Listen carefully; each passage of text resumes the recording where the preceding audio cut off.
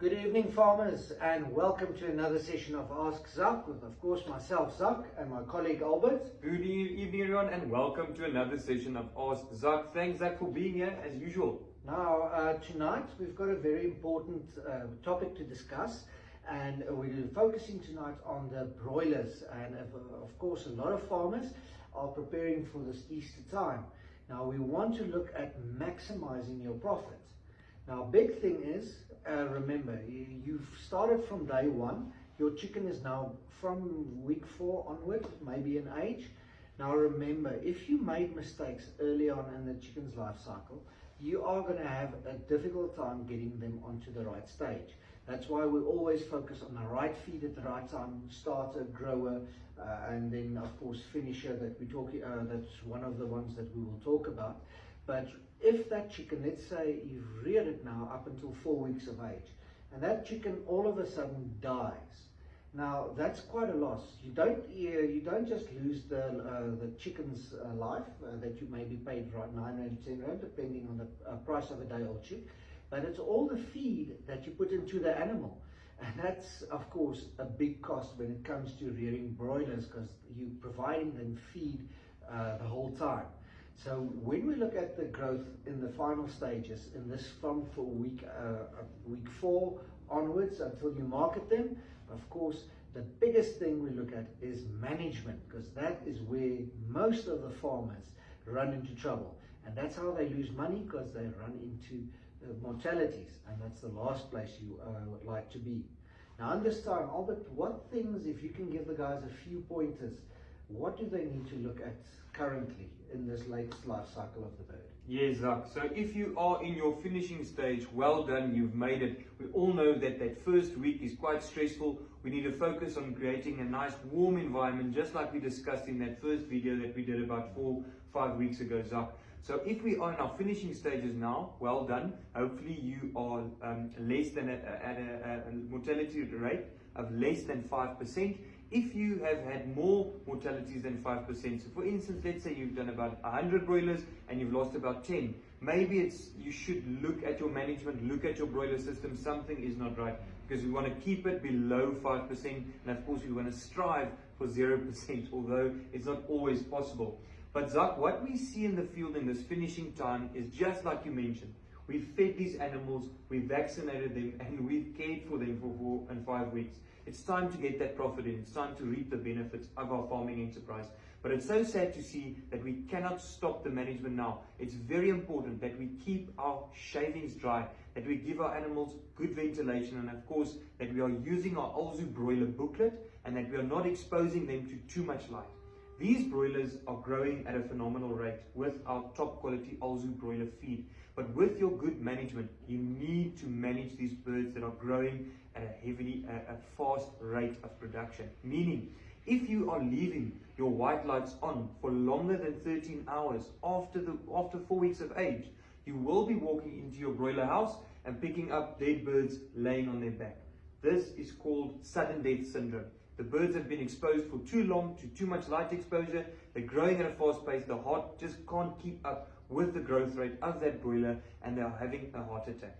No disease, no pathogen, nothing that has come into your broiler house that caused this. This is you, the farmer, the manager, who has caused this. And these are things that we want to prevent, and that's why we have our Zak like this to share the information. So that's just one of them. Ascites, water belly. When you're going to walk in and you're going to see a few blue bull supporters in your broiler house, it's going to be broilers with the boopens, with a massive belly, a water belly. Now, you, the customer, would you like to buy a broiler that's got a water belly like that? Of course not. Now, of course, again, it's not a pathogen. It's not a virus. It's not a bacteria. It's not a protozoa like coccidiosis. This is plain management. These animals are overstressed, meaning on a day like today, you can see Zak and I are wearing jackets. It's, winter is coming. It's around the corner. But we are going to have those days where we are going to have cool evenings or cool day temperatures, and at night it will also be cooler. But if we have a very high temperature and a low temperature, or those extreme stress factors on our broilers, this will also cause ascites. And if it's a combination of, let's say, wet litter, you haven't managed your litter, you are leaving your white lights on, and you have very high and very low temperatures in one day, the chances that you will have high mortalities and these problems that I'm mentioning is quite high. And what do you do in this instance? First of all, you switch off your lights. With sudden death syndrome and of course with your water belly, we switch off the lights, lower the stress level of our broilers, we give them our stress pack.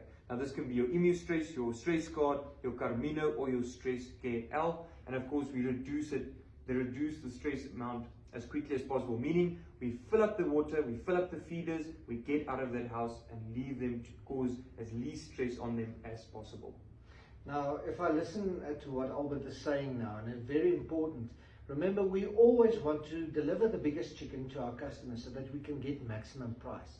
But in this process of trying to get our chickens to the right size and get them to the quickest size, of the biggest size that we can get them, we tend to push our animals too hard. And that's actually in a nutshell what Albert you saying. We're just pushing them, heart attacks, water belly. It's just plain management things that we force the animals to grow too quickly. 100%, Zach. If we look at the genetics of broilers these days, we are growing them at a good rate. If you're a good manager with the best feeder out there, you can hit those targets, but it has to be managed. So that's where we have to manage those birds. Like Zach is saying, they are growing at a phenomenal rate. The genes are there, the feed is there. If you manage it correctly, you can hit those target weights at 5 weeks of age, especially if you use our super range, of course. If you're using the standard range with good management practices, you can hit those targets at 5 weeks as well, if you're an experienced broiler farmer. So that's why we do have those two ranges out there. And let's say you can't afford the super range or the standard range, or you want to use both of them, there's nothing wrong with it, you can.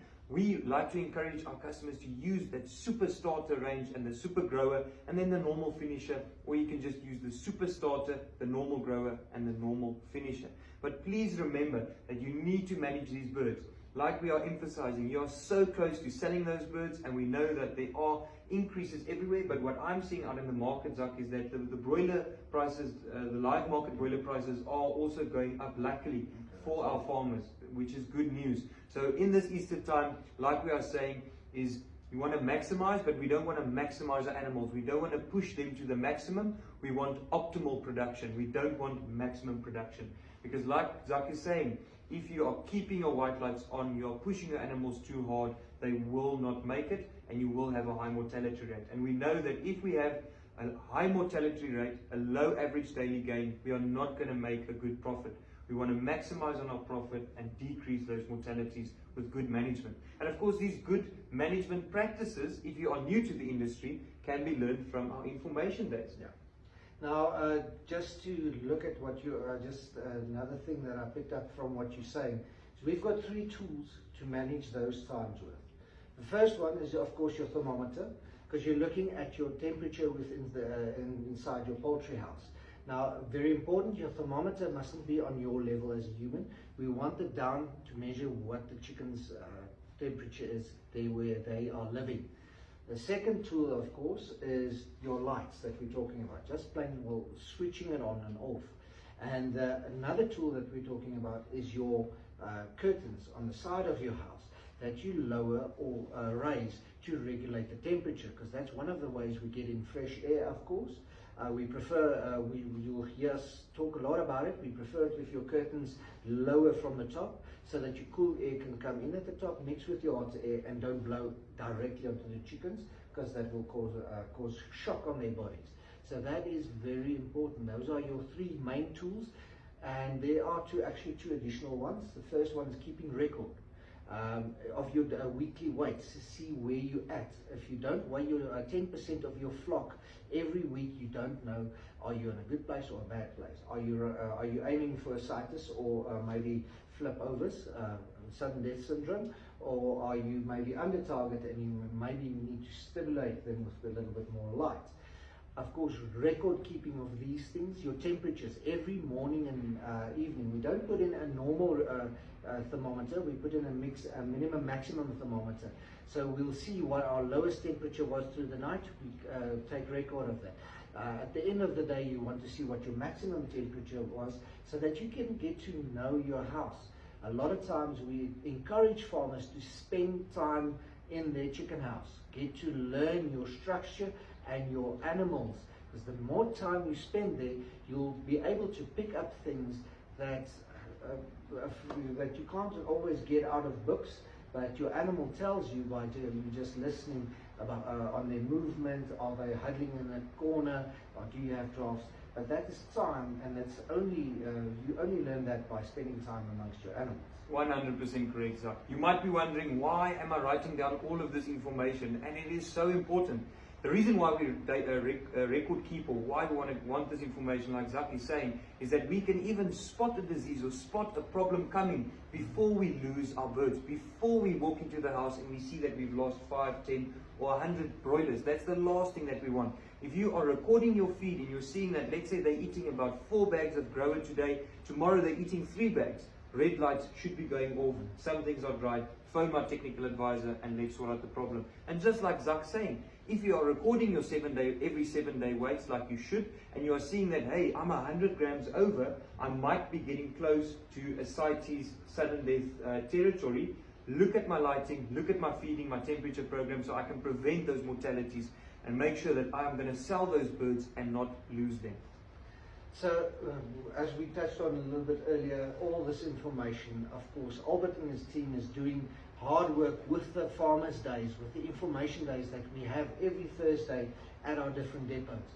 That's times we spend with you as customer to share our knowledge. And of course, this is a short 50, maybe a 10-minute video, but in that session we're looking at around about an hour and a half session, maybe a little bit longer. Depends on the questions and the interactions that we have, but we work at about 2 hours, more or less, just to be safe. So usually we'll register at about 9:30, start at 10, and we'll be done at 12, and just recap on any questions. But yeah, Zach, this week we'll be in the lovely Marble Hall area. So please, I will be presenting a broiler layer information day at Marble Hall Depot. So please, Groblersdal, anywhere, Mokopane, in that area, you are more than welcome to come and attend. And the best of all, Zach, it's for free.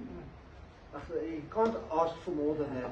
We actually we're looking for avenues to get our knowledge out there. Because if you're a successful farmer, we at the end of the day take hands with you and we become a successful company. But without you, we can't do that.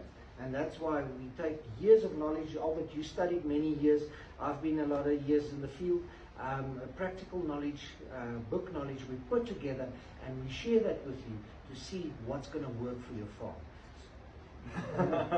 So let's make sure we capitalize on this Easter, guys. Let's make sure that we've got beautiful broilers, healthy birds, a low mortality, high average daily gain. Let's get the profit in so we all can have a festive, lovely Easter. We hope to see you at those depot days, at those information days at the depots. So Zach, thanks again for a lovely Zach session. Always nice being here with you, and we're looking forward to the next one.